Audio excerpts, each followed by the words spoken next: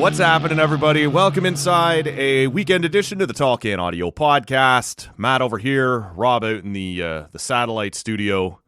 What are we doing, man? I should have said, how are we doing? That's what we're doing. What do you got there?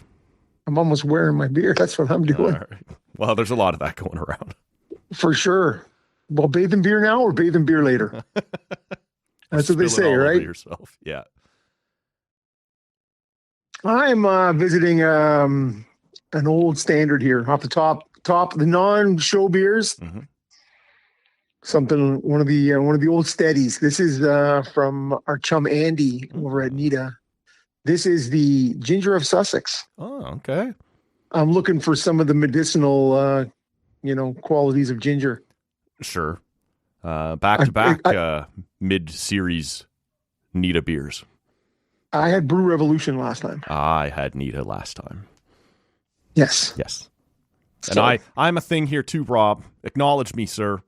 Well, it's not what's in my hand, so I'm good with what I got cooking over here. Yeah, and let's not talk about what's in the other one. Yeah. I got one here, as you know, from time to time, if possible.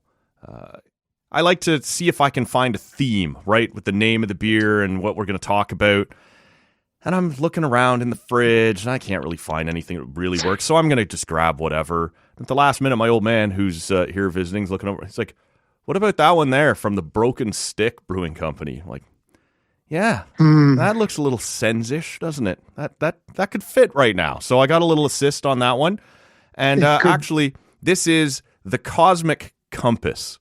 And I know a conversation you and I had earlier in the day, thought this might be a little bigger picture. This might be a little existential already.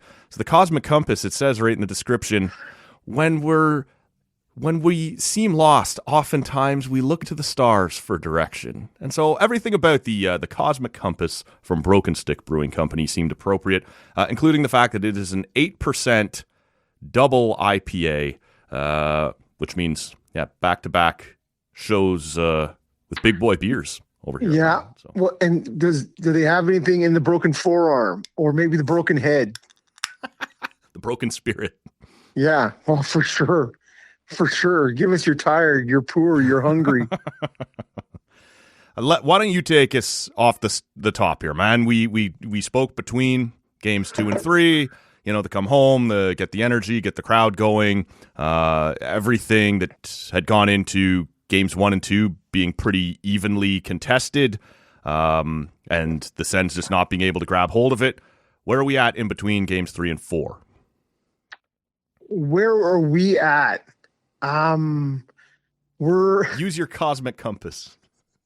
Yeah, we're looking to better days, Matt. Did they start tomorrow or do they start in October? I think they start in October. I don't know what's going to happen Saturday. I really today. Sure. by the good listener. Yes. Maybe Carolina takes their eye off the prize for a game, which allows Ottawa into this. But that's the only way this happens now is if Carolina lets Ottawa off the mat, like even for a game. Yeah. Right. It just seems like, and all I said to you, said anything to add, and I assumed that was to what we talked about in between games 2 and 3. And there's nothing new. I think most Sens fans would agree. There's nothing new X's and O's or strategy wise. Like they're not like, okay, we just need to insert this guy or we need to insert that guy, or it to me is it feels like the will has been broken. And I look around at the game and I didn't listen to too much on Friday, too much media. I didn't read too much. I'm like that social. A lot too. After a big loss, I know what happened. I don't need to dwell in it all day. Right? Well, and there gets to be a pile of sky is falling stuff, and it really it is, I guess. Yeah, at 3-0, we all know what the history is. It's incredibly unlikely they're coming out of this. It's most likely a matter of when, not Well, but and for it's there. Like you said, there's the possibility. Do the Canes take their eye off the prize in Game 4, and then in Game 5, do we finally get to Freddie, right? And that one falls. Like, I guess some things could happen, but yeah, it's 3-0. Universally speaking, it's over. Well, and it's like if you look at last year, would you rather just get swept right out, or would you rather win Game 4 in overtime, win Game 5 4-0 on the road, and you come home and it's tied late, and to me it's the hope is the most damning thing. Hope that'll kill you, man. Only love can break your heart. This is it. And so it's like I'm watching last night and I felt fairly detached from it. Like and it's crazy to say at 2-1 that you feel detached and you feel like was that Ottawa scored and then they scored again right away? A minute 20 after, yeah. Yeah, that's the backbreaker, right? Like, and again, Ottawa could tie it again, but fuck, we just got back in this, right? Like that hurts. That's tough, right? That's about as bad a response as you can have. And if you think about it, and when you handed it off to me, oh right, no, it's totally fine. It's the things, and you would know this as somebody whose team has made the playoffs for the past 9 years. I have seen some heartbreak, right? But coming into this, it's where you go playoffs, and then when it's done, and especially when it's done in a ghastly fashion. Right? You go through all those emotions, right? And part of it is like, I'm and it's not even angry, right? It's kind of got this part shame. You're like, why do I care or invest so much time in this child's game played by millionaires? Why do I get so invested? I'm sitting here in my $200 shirt with their logo on it going, this is going to be awesome. And it's not awesome. I honestly, I have said $200 jersey with tie down strap and everything. That's why I bring it up. You mentioned last time that you had worn one. I've got them over here. Like, fans do this stuff, and you just sit there looking down at it going, why? And you're like, well, and I'm wearing. I wore it to work, right, on Thursday, right? You know, you're representing, of course, yeah. And you're like, I'm helping bring some cosmic vibes, right? Like you're playing a small part in this. We're all in this together. And the fans show up last night, and they're giving her, right? The barn is jammed, and people are giving her, and then and then you're like, why do I? And then I'm shifting seats in the couch because that's not working. No. I changed my hat because that wasn't working, right? And you're like, you are such a loser. And then at the end of the day, you're like, and guess what? I'm starting to think where I sit on the couch doesn't really matter. Yeah. Oh, you're suggesting the things that I do don't matter to the Senators? And so you're just, it sort of brings this like, oh, you're a grown ass man. Right. And yet you're still doing all these things at the end. I'm 40. Yeah. Ugh. Ish. Yeah. And you're like, so in my head, I'm like, I'm not wearing my fucking jersey on Saturday. Fuck Forget those guys. Yeah. Fuck you, Rob, is what it is. You're like, you don't do, it doesn't matter and it doesn't. I understand this, but it's like the investment. Yes. And you feel stupid. I bet you feel stupid. Sure. Right? And you're like, shame and stupidity. You're like, talk to me in 9 years. Well, I guess just 7, but no.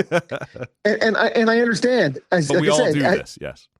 And you struggle with these things, and so it's not you there. Sneak there out is in the middle of the night onto your balcony and vent into your headphones while drinking a 13% beer from Whippersnapper and take down your stupid flag off your stupid balcony. Yeah, everybody's doing good, man. You have no connection to it at all, eh, man? I assume that's what other people do. Yes, and so it's just one of those things, and it's I'm gonna game time is gonna roll around mid-afternoon, and I will be tuned in. Now I do have this thing I have to go to that doesn't end till 4. No, Okay.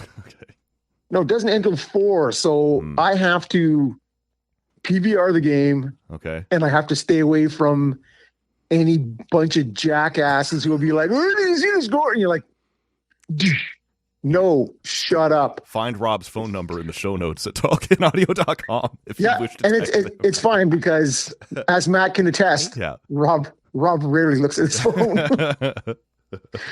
So, but I will be watching. And I will be watching, and I will be hoping for a win. Yeah. But it's such a mountain to climb, and it's the psychological, not the physical, right, for the athletes. And I look at it every time, the tennis season rolls around, and you see somebody in a Grand Slam and they lose the first 2 sets, and it's like you're 2 hours in, and you're down 2 sets to none. How do you go, you know what, fuck it, I'm going to mail it in? Yeah.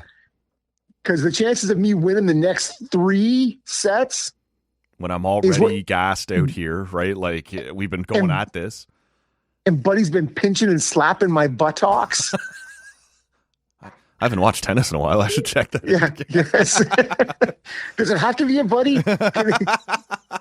This is mixed doubles, right? Yes, exactly. So it's just, that's where it's at, right? You go, what do you want to see? I never want to see the team lose. Well, this is it. Like Zub is out.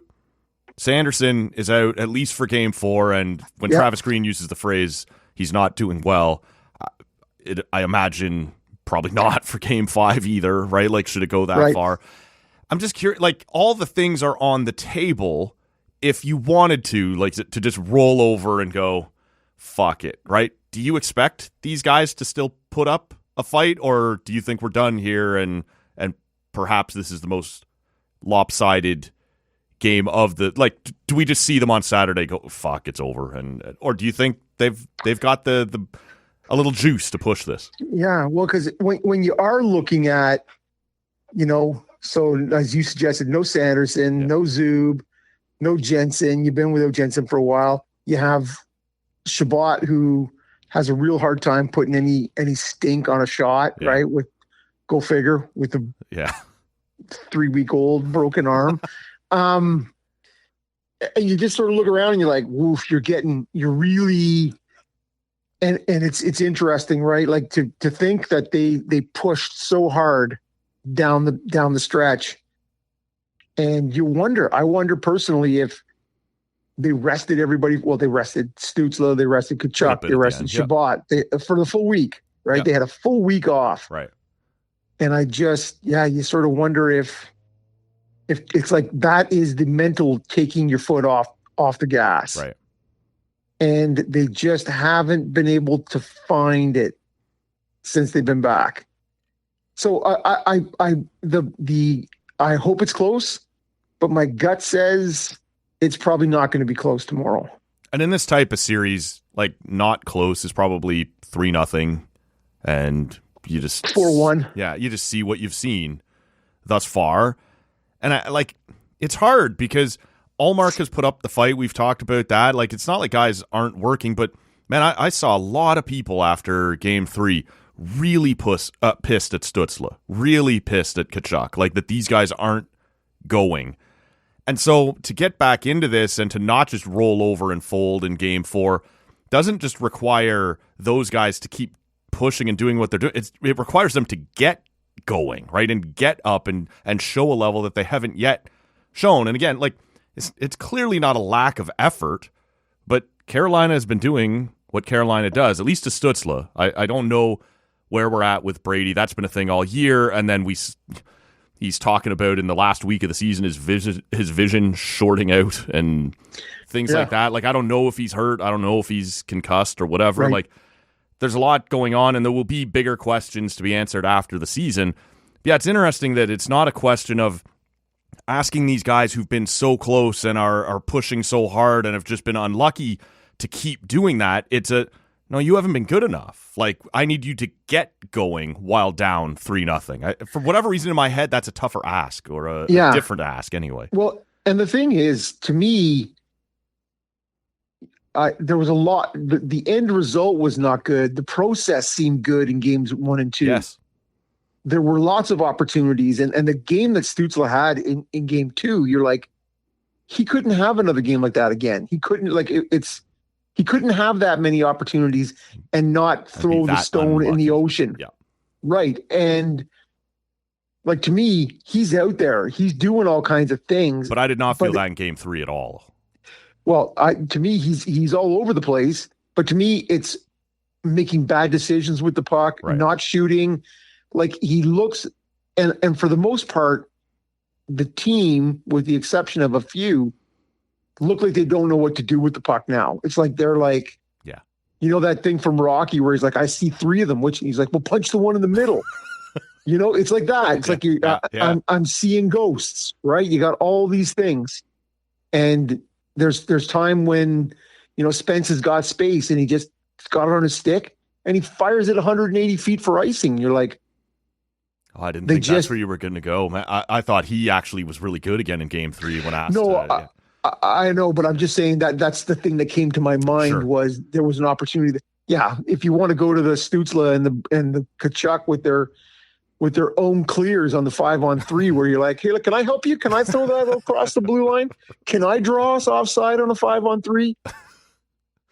Ghastly, atrocious. But you've seen it a couple times. There's one that stands out to me, and maybe it was game 2. I thought it was game 3. It doesn't really matter, but like Drew has it on his stick and he kind of pivots and then he has to take another step and he's looking for a lane and there just isn't one, right? I think it was really late in game 3. This is just what Carolina does, and you can get to them, but they will make it so hard, right? To get in, and we talked about this, the teams that don't give up, glorious chances and don't allow many. Carolina has done that to Ottawa, and there's just been so many where somebody has a glorious chance and it beats 2, like a winger and a defender, but there's one last guy there who gets a skate on it before it gets to or Freddie. A stick. Yeah, whatever it might be. And it's just infuriating to play against. And the demise of Slavin was great overstated. For sure. Like, I read and listened to a bunch of stuff prior to us doing our sort of playoffs pod. Yeah. And everyone's like, oh, Slavin's lost a half a step. He's still good. He's still great defensive, but he's just lost and you could take him wide. And I'm like, that fucker is always on the ice. Yep. And his stick is always in the way. Yep. I'm like, I thought this guy was supposed to be like 1 foot out the door. And no, it's not. And him and Chatfield, I think that's yep. It's like they're always on the ice and they're always in the way. And it's so annoying, right? It's just, it's one of those things. Well, and I'll be super interested at the completion of this series, whenever it is. Yep. To see if it's one of these things where you're like, oh man, because all you hear about is, well, part of Ottawa's, problem is Carolina. It's not just that Ottawa's sucking, it's that Carolina. No, I know, but it sort of gets to be this. I'll be interested to see what a Carolina Philadelphia series looks like. I'm with you now. That's going to be the 17-13 second round, right? Watchability rankings. That one is going to be low, and it'll be because I don't like Philly to begin with, and now I kind of have a minor hate on for hate Carolina. And it's not because there's any hateable guys. No, maybe you, Taylor Hall, but beyond that, they're not there isn't really any greasy guys. So, it's they just sort of do their thing. Sure. And so I'll be interested to see, if they play Philly and Philly waxes them, you're like, oh, but these guys were supposed to be world beaters. And that's what they had their thumb on us because they were so good. It's the fine line between, are you playing shitty or is the other team really playing well? With this extra layer of, if a Carolina is playing well, they make you look like shit. Like, yep. So maybe Ottawa is playing a bit like shit. Maybe it's Carolina adding that element of making it look extra shit. Like, there's just, it gets hard to peel away what's us and what's them, right? Correct. It's And that's why I said you'll see this. It'll be one of those things you're like, well, at least we lost to the eventual champs. You're like, oh no, they got slaughtered in the second round. I don't see that, but no, I don't see it either. No. I'm just it is one of those things where it's like the longer this goes on, that more and more people are wrapping themselves in that Carolina is a beast, and whereas I think there were a lot of people at the beginning of the series who didn't mind. Yeah. There was the idea of playing Carolina. Debates. We had one. Do you want Buffalo? Do you want Carolina? Here's why I might prefer this over that. And it was a legitimate. Yeah. But Carolina has shown up and done what they do. Yeah, seems to be a bad choice, Matt. Yeah, you chose poorly. Yeah, it's interesting. It is not over. There will be time for postmortems should they require. For sure. How do you? I know you didn't bathe in the local media on Friday. Do you expect much in terms of, you and I both agreed that second line as constructed going into Game 3 was probably not going to scare anybody. Do you expect much juggling? There will obviously be on the blue line because there's going to have to be, but do you expect much change up front? Would you change anything up front, or? I'd go back to what they started the playoffs with up front. I would put Cousins, Greg, and Tkachuk back together. Right. And put Batherson and Stutzle back together with Giroux. That's what I would do. I would look to swap out Zetterlund. Out at this point. Yeah. Right out. Yeah. And right. whether you bring in, I did listen to enough media where somebody was talking about Arthur Kaliev. Sure. You need a punch, right? You need a goal. That's a 30-plus goal scorer in the. Yep. And I would, without hesitation, I would put Carter Yakimchuk in. For the same reason. Well, at this point, the Crotty is not getting it done. Lassie hasn't gotten it done. And the thing is, you'll have no Sanderson. Yeah. The power play has been horrendous, and so that's what that guy does well. And it's kind of now you're in freebie territory. Sure. Give the guy of the playoffs, let him go, get him in there, and just see what happens. It doesn't mean he has to start next season in Ottawa. Nope. If he gets a little more seasoning in Belleville, but at least healthy, you still have that card to play to say, hey, look, you got that opportunity because we were beat to hell, man. Yep. And you've experienced what that crowd's like, what Carolina is bringing. It's the odds are so long. Yeah. That you can't really lose anything by putting the kid in. Would you do something is it crazy to go back up front? I'm with you. I would put Brady back down with Cousins to try and spread things out a bit. But offensively, I'm not feeling Claude Giroux right now. I don't think he's there right now. And so maybe you're not willing to do it all the time. But if I'm putting Kaliev in, it's not to play on the fourth line with Lars Eller. I'll give him some looks up on that big line with Stutzle and Batherson. If we're looking for goals here, if these guys are shutting us down, I got to be prepared to. It doesn't frame it well to say I got to get crazy here a little bit. But if I'm putting Arthur Kaliev in the lineup, it's to use him. What's the point? It's 7 minutes or whatever. Yeah. Well, I was thinking more along the lines of he would be a little punch maybe on the second power play. Yeah. You would make up time there. It seems I'm more down on Giroux than maybe most people are. Yeah, well, and to me, Giroux at 37, has been bringing what I would expect from Giroux. Sure, but right? To me, I don't look at. Yeah, I totally agree with you that he is no longer a top two-line player, and neither Arthur Kaliev has never shown us he's a top 6 NHL player either. Correct. But in very limited circumstances here, in an offensive zone face-off, although Giroux's probably going to be out there to take it. I don't know. I feel like if I'm going to play that card, I want to actually use that card. Otherwise, what's the point? It is the age-old thing, but he is also not a young guy. No, he's not old, Kaliev. 25 now. Yeah, so he's been around. He's got almost 200 games of NHL experience. So it's not like you have to worry about ruining him. No. You can. He's a guy who can come up and you can spot him. You can also move him around. Yeah, and I don't mind the idea of starting him with more skilled players in the offensive zone and not in the defensive zone. Yes. Because he's not a great skater either. No.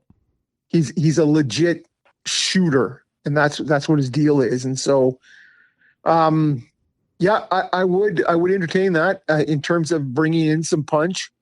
But the reality is we're going to see what Green wants to do, because Green likes his guys. He like conservative, like a lot of coaches, right? And the system is, you got to fit the system. Yep. And the system was great, has been great. The system is great. It's just at this point, whether there's injuries or, they're just being overwhelmed, it needs some tweaking. As we wrap, gut feel on Sunday when you're in studio, are we talking about Game 5 or are we recapping a finished series? I think we're recapping a finished series. And I'm not saying that like, oh, kicking stones. No.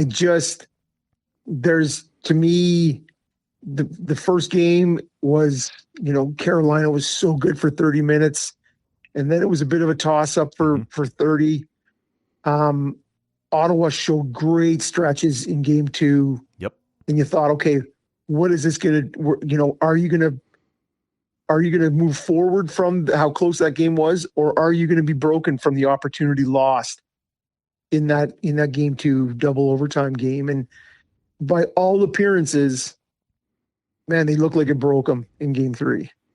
And it's a long way to come back against a good team, even in one game. Yep. To come back from that. And so, we talked about it last time, right? Sometimes your opportunity presents itself, and it doesn't mean you lose if you don't grab it, but it might have been the best opportunity you were going to get to even things up. Or this is it. And you go, okay, we're 1-for-1 at home, and man, we have a great opportunity. We roll this in. And like I said, the crowd was so good. It was. And then you took 3 straight penalties. Yeah, including a wicked, horrendous too many men. Like I lamented the one they called in Carolina. Where you're like, dude's got one skate in the bench, and one head, and you're like, ding, and it just hit, and you're like, too many men. You're like, screw you. This one, it had like 12 guys on the ice, and you're like, look at that guy, and that guy, and that guy, and that guy, and you're like, holy We've made the reference pretty recently, but it's the Czechia goal celebration in the semis at the Olympics. Hey, there's too many heads jumping up and down together here on this tie-in goal, right? Like, how can we possibly have 7 guys on the ice for a goal? No, that's exactly what it is. And so that is my feeling. And it's, like I said, it's no sour grapes there. It just seems like it's a lot to ask for this team to get back up unless Carolina helps them. Sure. And that will be the thing, right? Yeah. Well, I've been looking at Fred for, 180 plus minutes and going, when? And if you're a Carolina player or fan, the crowd is trying to, Ottawa ties it up in game 3, 1-1. Mm-hmm. And the crowd starts chanting, Freddie, and boom, Carolina scores. And the place went silent. Oh, you're like, so quiet, man. I tweeted about that. Like the air got sucked right out of her, right? Like it was. You're like, ooh, that is your like somehow the gas flame. Who's your Freddie? Yeah, the gas flame. You're like, how come the pilot light is on? Flick, poof. Lights right in your face. And eyebrows gone. I smell pork. Oh, that's me. It's my face. I'm burning. Yeah, that's honestly, that's what it was. You're just like, man, it's just watching the highlights and the crowd is chanting, and then you're just like, gut punch. Yeah. Someone pulled the power cord right out. And it's no good, man. Yeah. It's no good. And that's, and again, as somebody who has spent good money to sit in that building and not watch, not see what you were hoping to be part of, right? It's it can be crushing. And again, we talked about it. I referenced the Buffalo crowd in games 1 and parts of game 2. Yeah. Is when they show up and they're so amped and you don't have anywhere for that energy to go, and then you take 3 penalties in the first period to cut your groove, and then you get 5 power plays in the second period, and you look, well, any of the synonyms of atrocious that I've already thrown out. It's the crowd just there's no place for that energy to go, but sort of the opposite direction, right? The boos started to come down. You're like, that is not how we saw. The boos started to come down, and the boos started to get thrown down, and in all sense of that word. Exactly. Yeah. Exactly. So I hope the crowd shows up, and I hope they do their thing again. We saw that last year, right? Like, they showed up in games 4 and again in game 6. Like, the enthusiasm, you almost talk yourself into it. I've paid this money to be here. I'm going to wish this into existence one more time, right? Like, if I'm here, there's 20,000 of us, let's get after it. Now, if it's 1-0 Carolina 3 minutes in, or 2-0 Carolina 12 minutes in, the buzz gets killed pretty fast, especially, I would assume, in an early afternoon start. But you can still kind of talk yourself into it and will it into existence. Just get one here, right? Like, all the stupid cliches we all make. Yep. But a game 6 is way different than certainly than a game 4. But they did do that in game 4 last year. No, I know. Yeah. But you are showing up tomorrow with a lot of I hope and what if. And last year there was a certain amount of, we can push Toronto into this. Like, those guys will fall apart. I'm not sure that confidence would exist against the Carolina. Right? No. No, like last year, if Ottawa wins game 6 in Ottawa and they go back to Toronto, all the talk. I was feeling good about that. All of the pressure is on Toronto at that point. Here we go again, right? And to these guys, it's going to be, we did the Boston one, we did the Montreal one, we did the Tampa one. Let's do the Ottawa. Let's let the whole division get in on these fucking losers in game 7. So. Oh, thanks. Now you brought us on board with you. We were the only ones that didn't do it. If that was meant to make me feel better, didn't help. Didn't help. I guess we'll never know what my intentions were on that. Didn't make me feel better either, if it helps. No, I'm not sure I believe that. I don't know. There was a lot of negative to get to that one. Right. Well, we beat those guys. But the pig does like to roll around in the mud, and if you join it, that's okay too, right? 100%, man. We will be back. Look, to tee it up, I would say if Ottawa wins game 4, we will drop the usual Monday morning show on Sunday evening, just to get it out there with a little time to breathe. If the series is over, look for it in the usual Monday morning time slot, because there will be no time constraints, nothing to worry about. Not time sensitive in the least. No, exactly. So anything else before we wrap, man? I'm hoping for good things tomorrow. Yeah. / today. Me too. And somehow I don't think they line up. Okay, but so where will your viewing pleasure be directed? Charge game? Sens game? Yeah, I don't know. Are they starting at the same time, or is the Charge maybe at 1? Charge at 2, I believe. So 2, obviously, I think last weekend or 2 weeks ago, whatever it was, they did go head to head, and maybe it was just last Saturday. Yeah, it was identical actually, 2 and 3. It was game 1. I think I leaned Charge. Look, it's a big game for the Charge as well, right? They a win and they're in, a loss and they're out. So it's going to matter. But I would say it'll be one of those back and forth, right? It's and I'm sort of if I'm watching the Charge and they go to commercial, I flip to the Sens and I don't rush back to the Charge in time for the commercial to end. I stay until there's a Sens commercial and then I'll go back. So it'll probably be an alternating kind of Saturday. And there's a lot of good shit on the it's another full Saturday, man. Jays will be going back at home. My boy Gosman will be going. Yeah, so we'll still 1-1. Still 1-1 Montreal and Tampa. Okay. That one got off to a hot start here on Friday night. It looked like it could be high scoring. I guess they got it under control a little bit. And how much time does Scott Sabourin and Jack I need on the TV? I can't imagine why John Cooper is still throwing Sabourin out there. Like, he didn't look impressed with what went down last time. So they were out there rubbing each other. Ooh. Yep. See more of that ass pinching and slapping. That's the kind of playoff hockey we like between a couple of heated rivals, man. That's heated. Look at Matt. That's pro right there. We'll wrap it up here, and we will talk to you either Sunday evening or Monday morning. Enjoy your weekend, everybody. Can't wait.